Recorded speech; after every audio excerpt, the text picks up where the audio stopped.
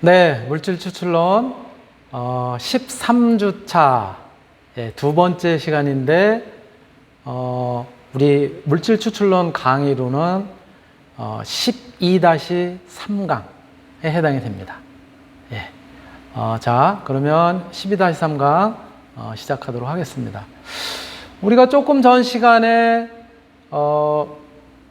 바로 우리 피부는 계절하고 아주 밀접한 연관성을 가지고 있다고 했고요. 계절을 나타내는 것은 사실은 이제 온도의 변화라든가 이런 것들이 있을 수 있는데, 특히 이 온도라고 하는 것은 공기 중에 수분의 함량, 소위 이야기하는 습도에 영향을 미친다. 습도의 변화에 영향을 미친다. 이렇게 이제 말씀을 드렸었고요. 또 그런 차원에서 우리가 뭐 일기예보라든가 이런 거 나올 때 뭐 습도가 지금 뭐 몇 %다라든가 이렇게 이야기할 때는 보통 상대 습도를 갖다 이야기를 하는데요. 바로 이 습도와 관련된 절대 습도라든가 또는 상대 습도라든가, 상대 습도는 관계 습도라고도 이야기를 했고요. 그 다음에 뭐 또 퍼센트 습도, 그렇죠? 비교 습도라고도 얘기하는 그런 요소들, 또 뭐 포화 습도 등 굉장히 다양한 습도에 대해서 한번 이제 살펴봤고요. 자, 그렇다면 우리가 실제로 생활하면서 접하게 되는 그러한 이제 습도와 관련해서는 어떻게 측정을 하면 되냐? 습도는 도대체 습도를 측정하는 방법이에요. 습도를 측정하는 방법으로는 첫 번째로 노점법. 노점이라는 게 뭐라고 그랬어요? 아까?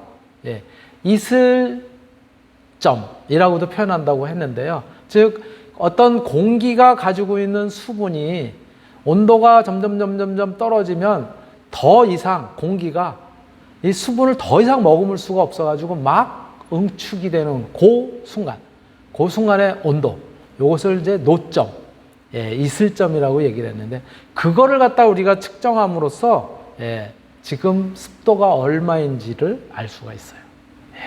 바로 그래서 노점법이라고 하는 것은 어떻게 이제 이 습도를 측정하는 원리냐면은 차가운 원판이에요. 차가운 원판입니다. 이제 금속으로 만들어진 차가운 원판을 갖다 이제 이렇게 가만히 놔두고요. 공기 중에 놔둔 거예요. 그러고서 이 원판을 갖다가 온도를 갖다 점점 떨어뜨려요. 그러니까 공기의 온도랑 같을 때는, 그럴 때는 이 원판에 이슬이 맺히겠어요, 안 맺히겠어요? 공기 온도랑 같으니까 공기 중에 수분을 포함할 수 있는 양이나 또 원판에 그 근처에 있는 공기가 수분을 포함할 수 있는 양이나 온도가 같으니까 그대로이겠죠. 근데 원판을 갖다가 점점 냉각을 하면 원판의 바로 주변에 있는 공기들도 마찬가지로 온도가 떨어지겠죠.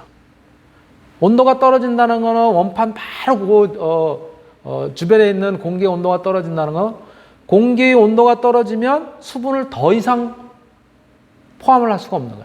점점 수분을 포함할 수 있는 양들이 줄어드는 거예요. 그러다가 완전히 포화가 되어 있는 상태로 갔다가 공기의 온도가 더 떨어지면, 원판의 온도가 더 떨어지면 어떻게 되겠어요?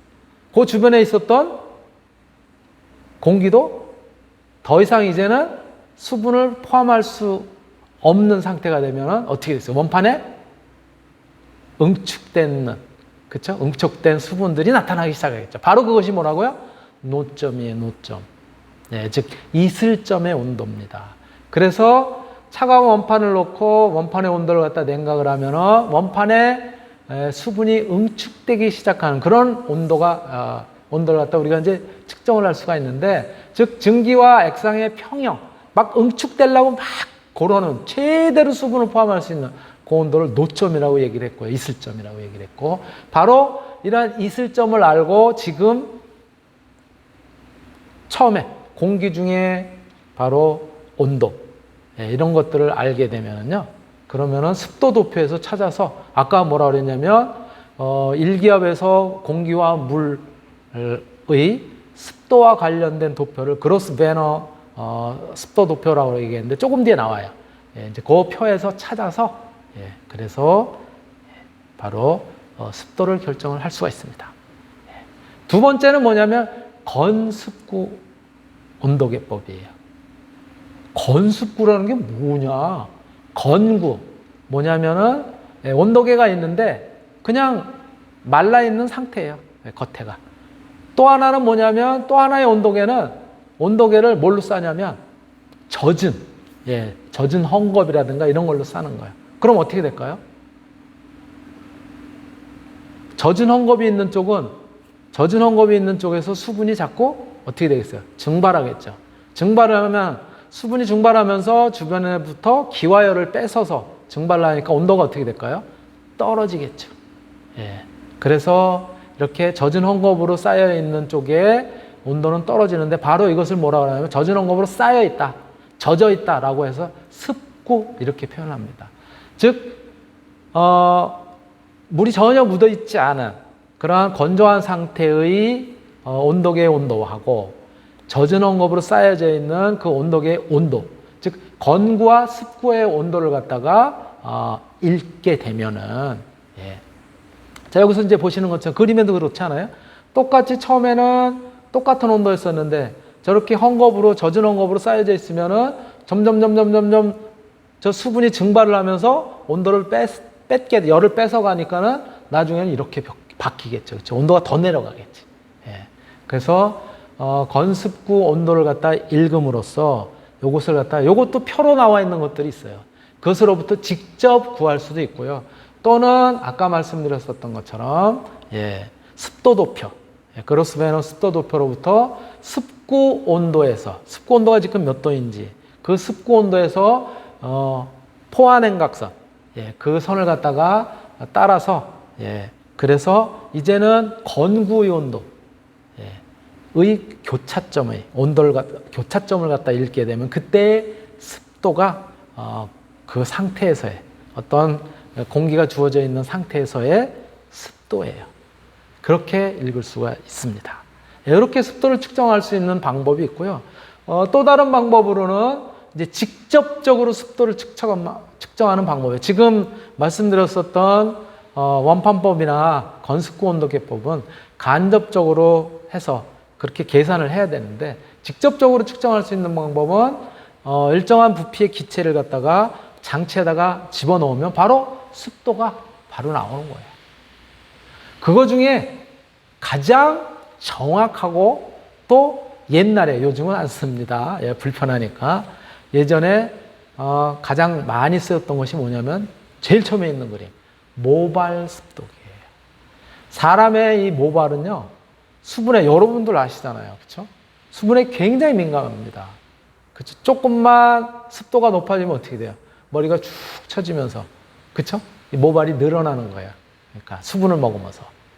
그리고 건조해지면은 찰랑찰랑해지죠. 그렇죠? 건조해지면은 저게 이제 모발 습도계거든요. 저렇게 머리카락으로 감아놓은 거예요. 도르래처럼 돼 있는 데다. 끝에가 저렇게 이제 숫자를 갖다 나타내는 그 지침이라고 그럴까요? 바늘이 저렇게 이제 되어 있어요. 가리키는 바늘이. 자, 팽팽해지면 어떻게 될까요? 확 잡아당길 거 아니에요? 빵빵하게. 그쵸? 그러니까 제가 이렇게 갔다가 그 다음에 습도가 높아지면 어떻게 해요? 제가 늘어질 거 아니에요? 늘어지면 제가 이렇게 스프링에 의해서 이렇게 간다.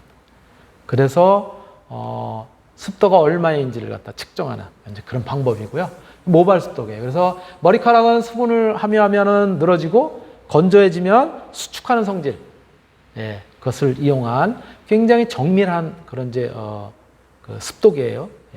그런데 최근에는 저게 이제 불편하니까 저런 구조라든가 이런 것들도 불편하고 그래서 최근에는 이제 흡수 습도계나 또는 전기 습도계, 적외선 흡수 습도계 이런 것들을 씁니다. 흡수 습도계는 뭐냐면 오산화인이라고 하는 물질이 수분을 굉장히 잘 흡수를 해요. 그래서 공기를 갖다가 오산화인이 들어가 있는 그 장치에다가 쭉 뭐 예를 들어서 1kg이면 1kg 얼마를 갖다 집어넣어주고 그 다음에 빠져나오는 공기를 갖다 측정을 하면은 처음에 있었던 질량에서 나중에 빠져나오는 공기의 질량을 갖다 빼면 뭐예요? 그만큼의 수분이 들어가 있었다는 거 아니에요. 그래서 계산을 할 수가 있어요.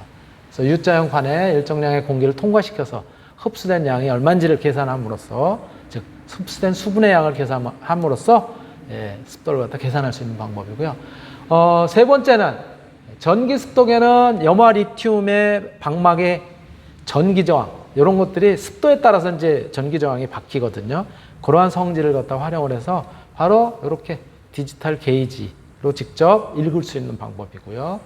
그 다음에 네 번째가 적외선 흡수 습도계예요. 적외선 흡수 습도계는 여기도 표현이 되어 있지만은 수증기라고 하는 녀석이 특정 파장의 적외선을 갖다 흡수하는 그런 성질을 갖다 가지고 있어요.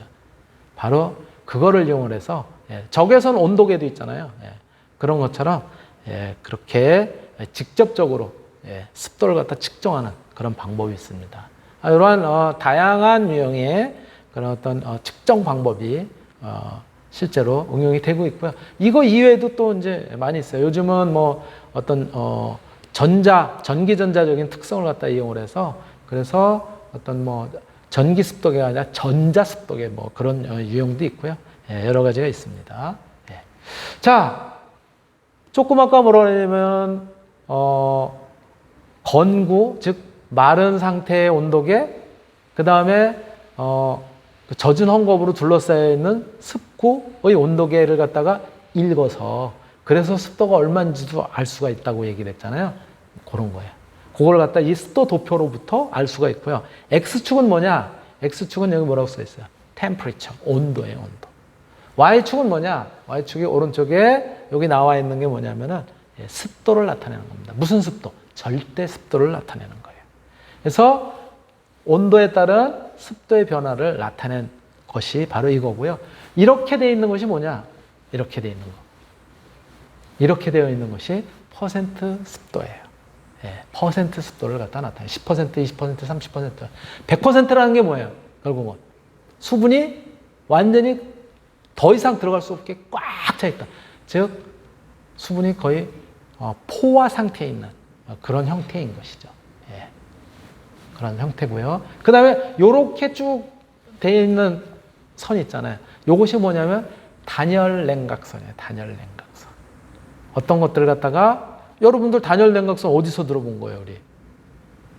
동해안에서 이 바다를 갖다 지나오면서 그 바람이 수분을 갖다 잔뜩 머금었는데 그것이 설악산을 넘어가려니까 쭉 위로 올라갈 거 아니에요. 위로 올라가면 어떻게 된다고요? 단열 팽창이라는 걸 하면서 냉각이 되는 거예요. 냉각할 때 조선을 갖다 쫓아가는 거예요. 단열 냉각선입니다. 그러면 어떻게 된다고요? 냉각이 되니까 어떻게 됐다고요? 수분을 더 이상 원래 가지고 있었던 공기가 더 이상 수분을 충분히 포함할 수가 없으니까 어떻게 된다고요? 응축이 돼서 비나 또는 겨울 같은 경우 눈으로 뿌린다고 말씀드렸죠. 그러한 단열 냉각선을 갖다 나타내는 거예요. 이것이 이제 습도 도표입니다. 일기압에서 공기와 물기의 습도 도표를 갖다 이제 나타내는 그런 그림이고요. 요 그림들을 이용을 해서 우리가 이렇게 도표를 이용해서 아까 그 원판에서의 있을 점, 노점이라든가 이런 것들을 통해서도 습도를 알 수가 있습니다. 교수님 어떻게 하는 거예요? 자, 아까 그 습도 도표를 간단하게 지금 해놓은 거예요. 그렇죠? 여러분들 아마 이 습도 도표 읽어볼 일이 거의 없을 거예요. 그래도 우리가 또 이 물질 추출론 시간에 습도 이런 것도 배웠고, 그렇죠? 우리 또 피부하고 연관이 되어 있는 그런 요소도 배웠으니까 한번 습도 도표 어떻게 읽는 건지 같이 한번 살펴보도록 하겠습니다. 아까 조금 전에 보셨던 요 도표를 지금 간략하게 해놓은 거예요. 그렇죠? 그래서 이러한 선, 이렇게 되어 있는 선, 온도, 그 다음에 습도 이렇게 나타나 있는 선이잖아요. 그죠? 그 선입니다. 자, 그래서 일기압에서 공기, 물기의 습도 도표예요. 자, 도표를 갖다가 이용하는 방법 한번 우리가 같이 한번 해보겠습니다. 자, 어디죠? 저기 A라고 하는 점이 있어요. 저 중간에 이렇게 되어 있는데 저기 A라고 하는 점에 퍼센트 습도를 지금 이제 나타내고 있는데요. 저기 A라고 하는 점, 저게 현재의 공기의 상태예요. 저기가 바로 습구의 온도겠죠. 그렇죠? 젖은 헝겊으로 쌓여져 있지 않아. 그때의 상태, 그때의 온도예요. 어디 밑에를 읽으면 돼요. T1이에요. 그때 온도가 T1입니다. 그러한 이제 공기가 있어요. 걔의 뭐요? 퍼센트 습도는 얼마예요? 저기 써 있잖아요. 아까 그랬잖아요. 여기 이렇게 선들이 쭉 있었잖아요. 그쵸? 여기 써 있잖아요. 10%, 20%, 30%. 예, 그렇게 써 있는 거예요. 예, 그걸 갖다 지금 의미하는 그런 현재의 공기 상태입니다. 예, 퍼센트 습도가 몇 퍼센트의 습도를 갖다 가지고 있는 지금 공기다. 예, 그런 얘기고요. 자, 그럼 절대 습도는 뭐예요? 그때의 절대 습도가 이렇게 오른쪽이 요 절대 습도를 나타내는 선이에요. 그래서 바로 쭉 가면은 그게 절대 습도예요. 네. 자, 그래서 절대 습도 지금 쭉 오른쪽으로 갔습니다. 그래서 B가 절대 습도를 나타내는 그런 값이다. 절대 습도는 어떻게 정의가 된다고요? 건조 공기, 수분을 전혀 포함하고 있지 않은 상태, 그 상태의 건조 공기의 질량 분해 수분의 질량이라고 얘기했죠. 예, 그거예요. 그렇게 나타내는 거예요. 그래서 절대 습도. 그 다음에 쭉 가가지고 같은 습도인데 뭐가 떨어지는 거예요? 예? 그 습도인데 뭐가 떨어지는 거예요, 지금? X축이 저쪽 끝까지 가잖아요. 그쵸? X축이 저쪽으로 간다는 건 뭐예요? 온도가 점점점점점 떨어지는 상태. 그래서 절대 습도가 일정한 양인데 온도만 쭉 떨어뜨린 거예요. 그러면 어떻게 되겠어요? 쭉 저쪽 끝에 가서 저기가 맨 끝에 저 100%라고 되어 있는 게 뭐라고요? 포화 습도라고 했잖아요. 이제 저기서 더 온도가 떨어지면 어떻게 되는 거예요? 방울 다 수분이 돼가지고 응축이 되는 거죠. 바로 저 점이 뭐가 되는 거예요? 그러니까 예, 나와 있지만 이슬점이 되는 겁니다. 이슬점. 예. 자, 이것이 이제 이슬점이 되는 거고요. 그 이슬점의 온도를 나타낸 것이 바로 D점이에요. 그래서 이것이 그때 온도가 이슬점의 온도 이렇게 이야기를 할 수가 있는 거고요. 자, 현재의 상태에서 E를 쫓아갔다. 예. 이렇게 사선으로 되어 있는 게 아까 뭐라고 했었냐면 단열 냉각선, 단열 포화선이라고 하는데 단열 냉각선이에요. 그러니까 바로 단열 냉각가 언제 일어난다? 아까 태백산을 넘는 얘기했었잖아요. 동해에서 불어오는 바람이 수분을 잔뜩 머금었다가 설악산, 태백산을 갖다가 넘기 위해서 쭉 올라가면 뭐라고요? 단열 팽창이 되면서 어떻게 된다고? 온도가 냉각이 된다고요. 냉각이 될 때는 그 선을 갖다 쫓아가는 거예요. 요렇게 사선, 저 바로 A점의 근처에 있는 바로 A점을 지나는 사선을 갖다가 A점을 지나는 사선이 없으면 그 옆에만 있으면 그 옆에를 갖다가 근사적으로 이렇게 선을 그어서 표현하는 거예요. 그 사선을 갖다 쫓아가는 거예요. 그럼 뭐예요? 사선을 쭉 쫓아갔더니 100%가 되는 점. 저 점이 뭐겠어요? 이제 포화가 되는 거죠. 그쵸? 예. 포화가 되는 단열 냉각선을 따른 포화 상태로 가는 거예요. 그게. 예. 그래서 그 포화 습도라고 하는 것은 어떤 공기가 수분을 더 이상 머금을 수 없는 그때 상태이니까 그때의 습도를 쭉 오른쪽으로 가면 오른쪽에 습도를 나타내는 거라고 했잖아요. 저것이 바로 포화 습도예요. 예. 그래서 단열 포화 습도. 예. 이것을 갖다 이제 나타내는 거고요. 예. 그 다음에 그때의 온도, 단열 포화 온도가 얼마냐? G로 나타나는 거죠. G. 예. 그것이 TS. 저것이 바로 뭐냐면 습구의 온도인 거예요. 습구의 온도. 자, 그럼 아까 뭐라고 했어요? 우리가 건구, 습구 안다 그랬잖아요. 그쵸? 그러니까 뭐예요? 습구의 온도 쭉 올라가고 그 다음에 건구의 온도 어딘진 몰라. 그런데 뭐라고요? 단열 포화선을 갖다가 습구의 온도의 100%에서 단열 포화선을 갖다 쭉 따라가서 아까 온도 올린 데하고 만난 점이 뭐가 되는 거냐면 그것이 절대 습도인 것이죠. 그렇게 구하는 거예요. 그러니까 습구의 온도, 건구의 온도 두 개만 알아도 뭐예요? 습도를 갖다 구할 수 있다는 거예요. 아까 그래서 설명을 드렸던 거죠. 무슨 얘기인지 이해되시죠? 예. 자, 그 다음에 바로 온도는 같은데 습도가 100%. 예. 바로 저것이 뭐냐면 포화점인 것이죠. 습도가 100%니까. 예. 그 온도에서 습도가 100%. 예. 쭉 올라가는 거예요. 저 위에. 그때의 포화 상태의 값인 것이죠. 예. 이런 것들을 갖다 이제 나타낸 거고요. 네. 포화 상태의 점, J라고 하는 것이 점이 되는 거고, 그리고 바로 이 J라고 하는 점이 포화가 완전히 되었을 때 이게 뭐냐면은 온도는 같은데 뭘 했다는 거야? 수분만 계속 공급했던 거예요.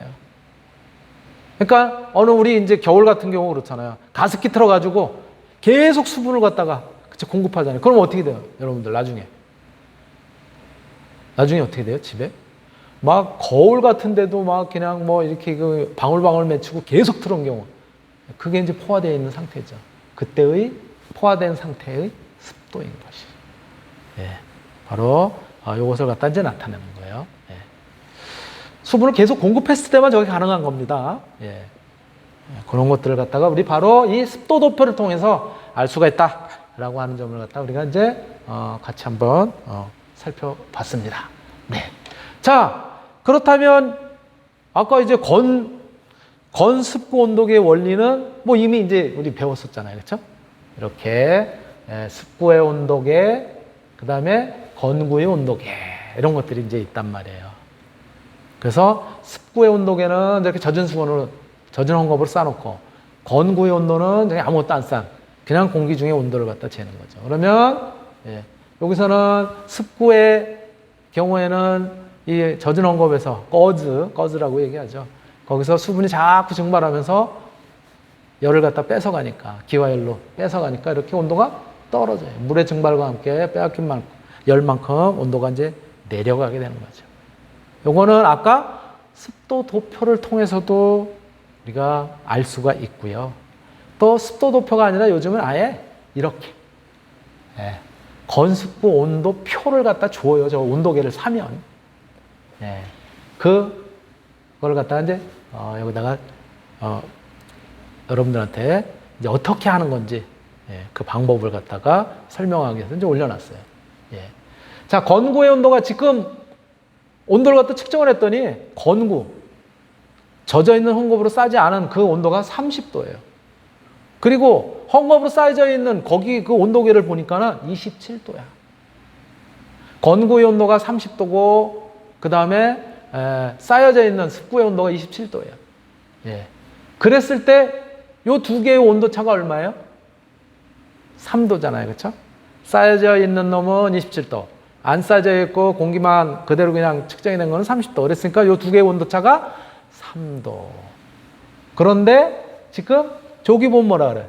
습구의 온도 이렇게 나와 있네요. 습구의 온도 얼마라고? 27도. 거기를 보시면 되는 거고요. 그 다음에 건구하고 온도차 거기는 1, 2, 3, 4, 5, 6, 7 이렇게 나와 있네요. 건구의 온도차가 3인. 거기 밑에 숫자가 써져 있죠? 바로 그게 뭐예요?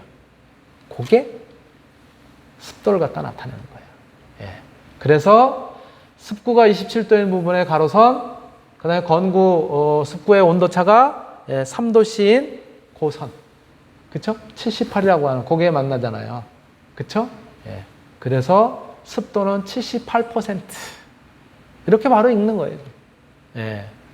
이렇게 건습구 온도계를 이용을 해서도 우리가 쉽게 습도가 얼마인지 알 수 있다라고 하는 거를 조금 전에는 습도 도표, 그렇죠? 그로스 베너 습도 도표를 통해서 알았고, 이렇게 이제 직접 건습구 온도의 도표, 주어진 도표를 갖다 통해서도 구할 수가 있습니다.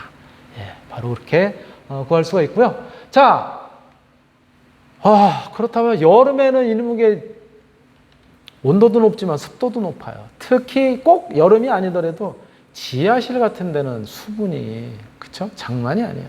곰팡이도 쓸고. 그렇다면 이 수분을 갖다 제거하기 위해서 우리가 이제 바로 제습이라는 걸 하죠.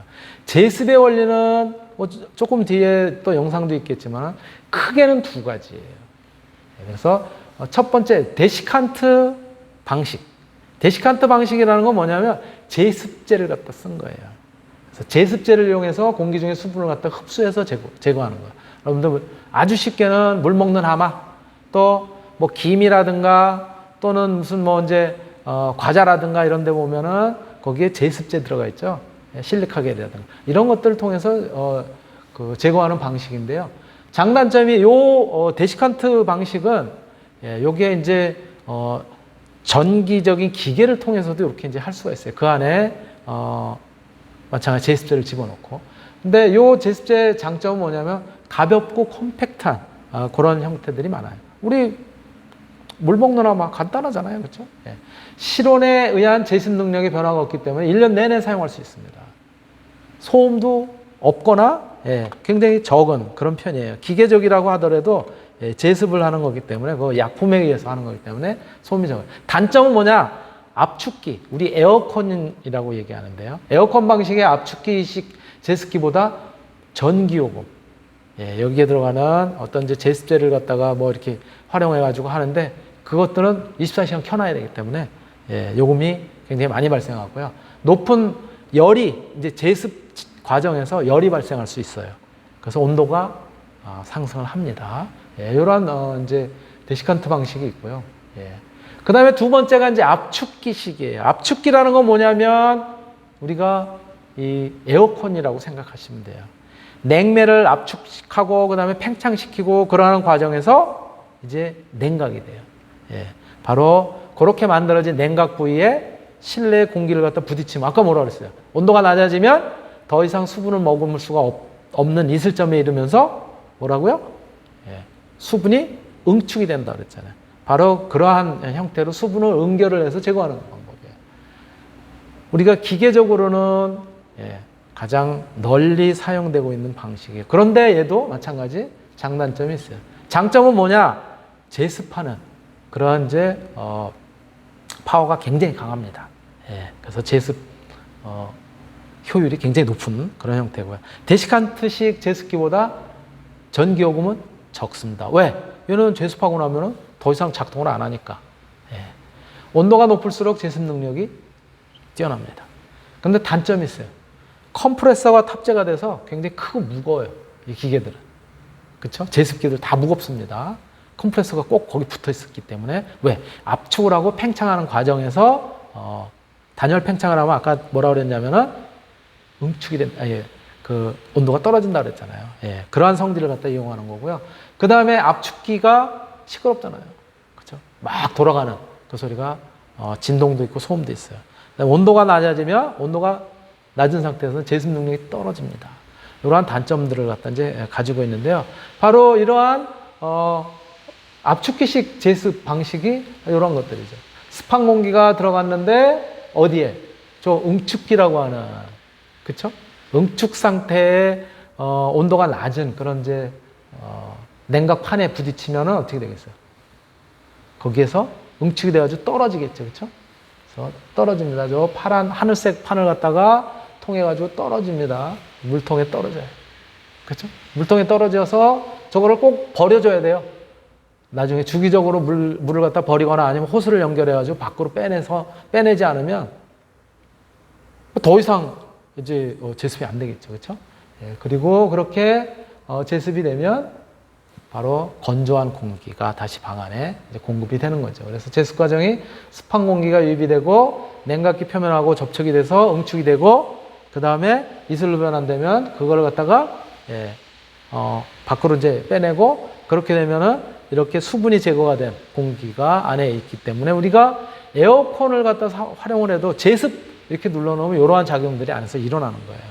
바로 제습의 원리 우리가 영상 같이 한번 보도록 하겠습니다. 눅눅한 공기를 쾌적하게 제습의 원리. 우리나라의 여름은 겨울뿐만 아니라 습도가 높아 견디기 힘들 때가 많은데요. 오늘은 제습기가 공기 중의 습기를 제거하는 방법과 원리에 대해 이야기해 볼까요? 공기 중의 습기를 제거하는 방식은 크게 건조식, 냉각식, 전자식이 있습니다. 건조식은 공기 중의 습기를 직접 흡착하는 흡습제를 이용하는 방식입니다. 흡습제로는 수분을 흡착하는 능력이 뛰어난 가공성 물질을 사용합니다. 다공성 물질이 물을 잘 흡수하는 것은 이름 그대로 구멍이 많기 때문인데 우리가 물을 흘리면 그것을 휴지로 닦는 것도 휴지에 미세한 구멍이 많아 물을 잘 흡수하기 때문입니다. 냉각식 제습기는 공기를 차갑게 해 수증기를 응축시켜 습도를 조절합니다. 차가운 물을 담은 컵을 가만히 두면 표면에 이슬처럼 물방울이 맺히죠. 이것은 공기의 온도가 낮아져 공기 중의 수증기가 물로 응결되는 것입니다. 냉각식 제습기는 이와 마찬가지 원리로 습한 공기를 빨아들인 뒤 냉매를 이용한 냉각장치로 통과시켜 공기의 온도를 이슬점에 도달하도록 냉각합니다. 그러면 공기 중의 수증기가 물로 변해 물통에 떨어져 모입니다. 마지막으로 전자식 제습은 펠티의 효과를 이용한 것인데요. 펠티의 효과는 다른 두 금속의 양 단면을 서로 연결하고 전기를 통하게 하면 한쪽에서는 발열이, 반대쪽에서는 냉각이 일어나는 현상입니다. 전자제습기는 이 효과를 이용해서 냉각되는 금속판 쪽에서 공기 중의 수증기를 응축해 밖으로 배출합니다. 원리에 있어서는 냉각식과 같지만 냉매가 아닌 전기를 이용한다는 점이 다르죠. 지금까지 제습의 원리에 대해 알아봤습니다. 뽀송뽀송 제습기로 건강한 여름 되세요. 네, 잘 보셨습니까? 네, 이렇게 우리가 이제 제습하는 방식이 어떤 제습제를 이용한 거, 그 다음에 이제 공기를 갖다 냉각시킴으로써 응축을 시켜가지고 제거하는 방법, 이러한 것들이 이제 있다라고 이렇게 이제 말씀드릴 수가 있습니다. 바로 이제 그러한 방식을 이용한 것이 오른쪽이 이제 제습 장치들이고요. 왼쪽의 경우에는 제습과는 반대로, 겨울에 건조한 경우에는 저렇게 오히려 이제 수분을 갖다 공급하는 가습기를 갖다 이제 활용을 하게 되죠. 요거 두 개는 이제 서로 상반된 그런 형태의 원리를 갖다 이제 가지고 있다라고 생각하시면 될 것 같습니다. 네. 오늘 제가 준비한 내용은 여기까지고요. 피부와 관련된 공기 중의 수분, 또 그와 관련된 어떤 이제 이론적인 내용들, 이런 걸 같이 한번 살펴봤습니다. 네, 마치겠습니다.